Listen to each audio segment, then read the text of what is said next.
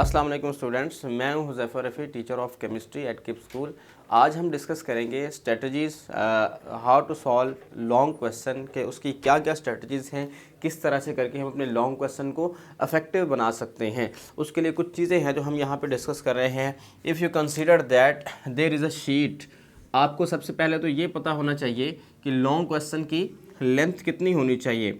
अब long question जो है आपको वेरी करता है according to statement of long question. कुछ लॉन्ग क्वेश्चन बहुत शॉर्ट होते हैं, मतलब with respect to some statement कि इफ़ अगर कुछ पॉइंट्स आ जाते हैं लिखने में, mean that postulate of vital force theory या इस तरह की चीज़ें आपके पास आ जाता है। Properties of cathode rays in the case of 9th class chemistry, ठीक है। इसी तरह एफएससी में कुछ पॉइंट्स अगर लिखने आ गए तो वो आप 4 से 5 ही लिखेंगे, उससे ज़्यादा पे आप नहीं जा सकते। और कोशिश करें जब आपने लॉन्ग क्वेश्चन लिखना है, ठीक है। अब आपके पास लॉन्ग क्वेश्चन होते हैं, क्वेश्चन नंबर 1 और 2, 3, 4। क्वेश्चन 5 से आपके पास लॉन्ग क्वेश्चन स्टार्ट हो जाते हैं। क्वेश्चन 5 का पार्ट ए और बी होगा, ठीक है, लाहौर आपके पंजाब बोर्ड के पेपर में। बेस क्वेश्चन 6 है, उसका भी पार्ट ए और बी होगा। क्वेश्चन 7 है, पार्ट ए और बी होगा। जोन सा पार्ट आपने सेलेक्ट करना है, जोन सा क्वेश्चन, उसके दोनों पार्ट्स आपको करने होंगे। और इसके लिए सपोज दैट हमने ये और ये सेलेक्ट किए हैं, हम लिखेंगे यहाँ पे लॉन्ग क्वेश्चन, ठीक है। किसी भी तरह आप हेडिंग दे सकते हैं, लेकिन कैपिटल हो और अलग अलग से हो, ठीक है, ठीक है। लॉन्ग क्वेश्चंस आप लिखते हैं या लॉन्ग आंसर लिखते हैं, जिस तरह आप मुनासिब समझे। उसके बाद डबल लाइन उसके नीचे लगाएंगे। इसके बाद आप क्वेश्चन की हेडिंग देंगे, आप लिखेंगे क्वेश्चन नंबर 5, ठीक है, इस तरह कर लें या जिस तरह भी आप मुनासिब समझें। Question number 5 part A. आपने बड़ा ए नहीं लिखना, कैपिटल ए आप नहीं लिखेंगे, स्मॉल ए लिखेंगे। जिस तरह आपके पेपर में लिखा है वैसे ही आप लिखेंगे। उसके बाद यहाँ पे आपकी मार्जिन लाइन होगी पेज पे, और उस मार्जिन लाइन से पहले से थोड़ा सा डिस्टेंस के ऊपर से आप स्टार्ट करेंगे। अगर आपके पास लॉन्ग क्वेश्चन के लिए हेडिंग्स मौजूद हैं, इन theoretical question, in case of theoretical question आप लॉन्ग क्वेश्चन में कोशिश करें हेडिंग दें। इन केस अगर 5 नंबर का क्वेश्चन है, कोशिश करें अपनी स्टेटमेंट की थ्योरी की जो आपने 2 पेज लिखने हैं या 3 पेज लिखने हैं लॉन्ग क्वेश्चन के, depending upon the question statement, आप उसकी 5 हेडिंग बना लें। अगर 4 नंबर का तो 4 हेडिंग बना लें। हेडिंग बनाने से ये होता है कि एग्जामिनर को चांस नहीं मिलता मार्क्स को कट करने का, नंबर काटने का। रीज़न इज़ दैट कि हर हेडिंग का एक नंबर, वो एक कॉन्सेप्ट डेवलप हो जाता है कि हर जो है आपकी हेडिंग है उसका एक एक नंबर है, तो उसके अकॉर्डिंग वो आपको नंबर दिए चले जाता है, ठीक है। तो इसलिए कोई सबसे पहले आपकी मोस्टली आ जाती है डेफिनेशन, ठीक है, हर एक सब्जेक्ट में, ठीक है। आप डिफाइन के नाम से पहले हेडिंग दे सकते हैं, और उसके बाद आपने डेफिनेशन लिखनी है वो यहाँ से स्टार्ट करेंगे, ठीक है, मतलब शुरू से स्टार्टिंग करेंगे। अपनी टेक्स्ट बुक में देखें तो कोई भी स्पीच जहाँ कहीं पे भी कोई पैराग्राफ लिखा हुआ है, उसमें पहला वर्ड बिल्कुल स्टार्ट से नहीं है, बल्कि थोड़े से डिस्टेंस के साथ है। यहाँ से आप फर्स्ट लाइन लिखेंगे, यहाँ से आप सेकंड लाइन लिखेंगे और थर्ड लाइन लिखेंगे। आई थिंक यहाँ तक आपकी डेफिनेशन कंप्लीट हो जाएगी। आपने बहुत ज़्यादा गैप भी नहीं छोड़ना कि इस तरह लगे कि पेज को फिल किया हुआ है, ठीक है।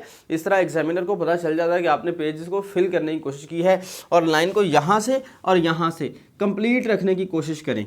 यहाँ से हम लाइन लगाते हैं ताकि सिमेट्री मेंटेन रहे। यहाँ पे लाइन हम नहीं लगाते, समटाइम वो बैकवर्ड जो लाइन लगी होती है दूसरे पेज पे, उसका इमेज यहाँ से हल्का सा शो हो रहा होता है, तो उस लाइन तक आपने इसको एंड करना होता है। उसके बाद आपके पास आ जाता है एक्सप्लेनेशन, ठीक है। तो एक्सप्लेनेशन में आप जो है वो इससे फर्दर आगे की चीज़ें आप लिख सकते हैं। उसमें आप एक्सप्लेनेशन के दौरान ही आप डायग्राम भी बना सकते हैं, ठीक है, और इसे आप फॉरवर्ड लेते जाएंगे। कोशिश करें कि पेज के एंड तक लिखें। खाली लाइन आप छोड़ देते हैं, उसका सम टाइम बैड इंप्रेशन हो जाए, क्योंकि एग्जामिनर की सोच को आप चेंज नहीं कर सकते। आपको नहीं पता एग्जामिनर क्या सोच रहा है, किस तरह से वो कर रहा है, ठीक है। उसके बाद हम नेक्स्ट पेज पे अगर मूव करें तो हम देखते हैं कि नेक्स्ट पेज अगर हमारे पास ये है तो उसके ऊपर हमने किस तरह से करके लिखना है, ठीक है। एक तो ये हमारे पास मार्जिन लाइन हो जाएगी, ठीक है। उसके बाद यहाँ से हम स्टार्ट कर देंगे। अगर तो पैराग्राफ ख़त्म हुआ है तो ठीक है, अगर नया पैराग्राफ स्टार्ट करना है तो यहाँ से, अगर मतलब पहले ही पैराग्राफ चल रहा है, ठीक है, तो आप उसको मतलब कंटिन्यू करेंगे यहाँ से, ठीक है।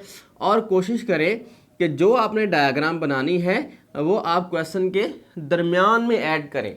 मतलब कुछ क्वेश्चन का पार्ट पहले लिखा हो, कुछ क्वेश्चन का पार्ट उसके डायग्राम के बाद लिखा हो। फॉर एग्जांपल यहाँ पे फिर आप कैथोड रेज की अगर बनाते हैं तो आप इस तरह से करके एक कैथोड ट्यूब बनाएंगे, ठीक है, और उसके अंदर से आप क्या करेंगे जी, वैक्यूम पंप के थ्रू, ठीक है, इसके अंदर आप इलेक्ट्रोड लगाएंगे, ठीक है, जिस तरह से करके आपके बुक में बनी हुई है, ठीक है।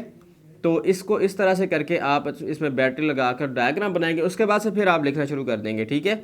आप बुक में देखें, जहाँ कहीं भी आपकी किसी भी चीज़ में डायग्राम्स बनी हुई हैं, इवन के फिजिक्स, केमिस्ट्री, बायोलॉजी किसी भी सब्जेक्ट में हैं, इन मोस्ट केसेस वो डायग्राम्स जो हैं वो एम्बेडेड हैं, दरमियान में हैं, कुछ उससे पहले लिखा हुआ टॉपिक, कुछ उससे बाद लिखा हुआ है। हम क्या करते हैं, मोस्टली केसेस के अंदर स्टूडेंट्स बिल्कुल एंड पे डायग्राम बनाते हैं।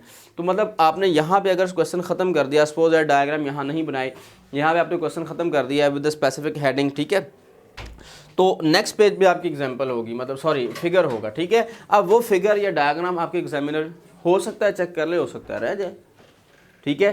तो इस केस में आपके पास मतलब थोड़ा सा चांस होता है कि अगर आप डायग्राम को दरमियान में एम्बेडेड करते हैं, दरमियान में रख देते हैं, तो वो बेटर आपके पास चॉइस होती है, बेटर ऑप्शन होता है कि आप उसे अच्छे से कर सकते हैं।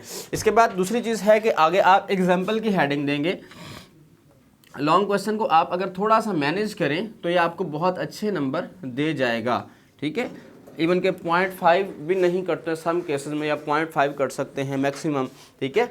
तो आगे आपके पास पेज, आपके पास नेक्स्ट हेडिंग एक्सप्लेनेशन के बाद कुछ अदर फैक्टर्स आ सकते हैं। ये तो एक कॉमन हेडिंग है ना, इसके अलावा भी आपके पास कुछ चीज़ें आ सकती हैं। तो आगे आपके पास एग्जाम्पल की हेडिंग आ सकती है कि एग्जाम्पल ई.जी. आपके पास क्या क्या हैं, और उनको आपने थोड़ा सा एक्सप्लेन कर देना है कि ये हमारे पास एग्जाम्पल्स हैं, इनको इस तरह से करके हमने लिखना है, इस तरह से हमने उसको सॉल्व करना है। तो आपके पास 4-5 हेडिंग तो एक नेचुरल ही बन जाते हैं कुदरती तौर पर हर क्वेश्चन के अंदर, ठीक है। तो बच्चे इस तरह से करके आप सॉल्व करेंगे तो आई थिंक आपका क्वेश्चन जो है वो 3 पेज पे चला जाएगा। इन केस अगर वो बहुत शॉर्ट है, कुछ पॉइंट्स लिखने को कहा गया या कुछ केमिकल रिएक्शंस लिखने को कहा गया है, तो उसमें आप क्या करेंगे जी, लिमिटेड लिखेंगे। इन केस ऑफ 10th क्लास आपके पास बच्चे केमिकल रिएक्शंस होते हैं, ठीक है। जो केमिकल रिएक्शन है आपको बता रहा हूँ जी, केमिकल रिएक्शन, ठीक है। तो इन केस ऑफ केमिकल रिएक्शन कुछ बच्चे ये देखते हैं कि जगह कम है और उसे नीचे लिख देते हैं, ऐसा बच्चे आपने नहीं करना। कोई भी केमिकल रिएक्शन है उसे आपने एक लाइन में कंप्लीट करना है। आप पहले से देख ले केमिकल रिएक्शन की लेंथ कितनी है, उसको आप मैनेज कर लें, थोड़ा सा आप थोड़ा सा छोटा लिख लें, NaOH आप थोड़ा सा इस तरह लिख लें, ठीक है। प्लस आपके पास आ गया जी HCl हाइड्रो, एरो को आप छोटा कर लें, जरूरी नहीं कि एरो बहुत लंबा लगाना, एरो एक फिलर है ना, मतलब आपको बता दें। उसके बाद आपके पास बन गया NaCl, ठीक है, और प्लस आपके पास H2O। इस तरह से आपने मैनेज करना है कि आपके केमिकल रिएक्शन जो हैं इन case of 9th 10th FSC कोशिश करें वो एक लाइन में हो। FSC की बुक में पार्ट 2 में सिर्फ एक केमिकल रिएक्शन है जो 2 लाइनों पे आया, बाकी सब केमिकल रिएक्शन जो है वो एक लाइन के अंदर लिखे हुए। 9th में 10th में हर क्लास के अंदर आपने देखा तमाम किस्म के जो केमिकल रिएक्शंस हैं वो एक लाइन के अंदर आपके कंप्लीट होते हैं। फिजिक्स की जो डायग्राम्स हैं वो आपने बनानी है by the help of scale, ठीक है। उसमें आपने स्केल लाजमी तौर पर यूज़ करना ताकि वो नीट एंड क्लीन बने। उसके बाद सेकंड केस में अगर आप बायो पढ़ते हैं, आपके पास बायोलॉजी की डायग्राम्स हैं, तो वो आप विदाउट स्केल बनाएंगे। For example in case of अगर आपने सेल की डायग्राम बनानी है तो आप इस तरह से बनाएंगे जो कि रफ अपीयरेंस को शो करे, क्योंकि सेल जो है वो कभी भी बिल्कुल सर्कुलर नहीं होता। बाकी आप इसके अंदर ऑर्गेनेल्स बनाएं, इसके अंदर वैक्यूल्स बनाएं, ठीक है, इसके अंदर Golgi apparatus, rough endoplasmic reticulum, smooth endoplasmic reticulum, मतलब ईच एंड एवरी स्ट्रक्चर, इसमें साइटोस्केलेटन, जो जो आप बनाना चाहते हैं इसके अंदर जो स्ट्रक्चर्स हैं वो आप बनाएं, तो इससे आपकी डायग्राम बेहतर बन जाएगी।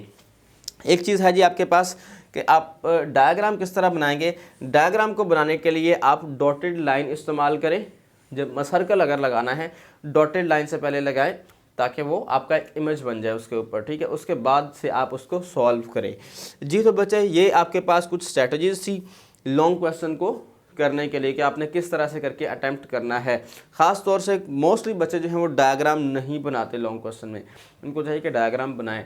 आपने अगर मार्क्स लेने हैं तो आपको कुछ डिफरेंट करना होगा, ठीक है। कुछ डिफरेंट से मुराद ये है कि एग्जामिनर की नज़र में आपने अपने आप को डिफरेंट शो करवाना है। मोस्टली बच्चे जो हैं वो डायग्राम्स नहीं बनाते, आप डायग्राम बनाएंगे तो ये चीज़ एक अच्छा इम्पैक्ट शो करेगी कि नहीं इस बच्चे को बहुत अच्छा आता है क्योंकि इसने डायग्राम बनाई है, तो इसलिए आपको अच्छे मार्क्स मिल सकते हैं। ये तो बच्चे वीडियो देखने का शुक्रिया। अल्लाह हाफ़िज़।